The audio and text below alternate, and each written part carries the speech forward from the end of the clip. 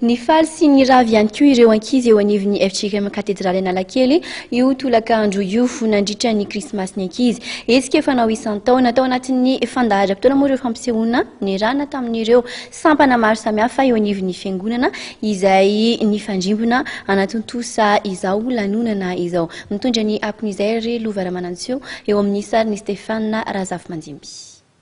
Faly sy ny lanonana ireo ankizy tolakandro nandritra ny krismasin'ny ankizy hetsika fanao isakin'izao andro fankalazana ny fahaterahan'i Jesosy zao ao anivon'ny Fjkm katedraly Analakely. Hetsika izay nikarakarain'ny sampana sekoly alady izay ahitana kilasy miisa 10 miaraka amin'ireo mpampianatra sy mpanabe ao atoerana.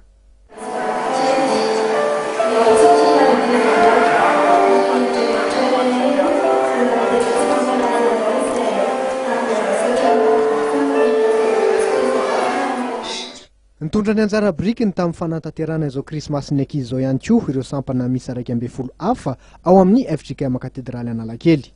Tafiditra ao anatin'ny fandaharam-potoana ny tantaran-dampihazo ny tsanjerin'ny ankizy ny hira ary ny dihy.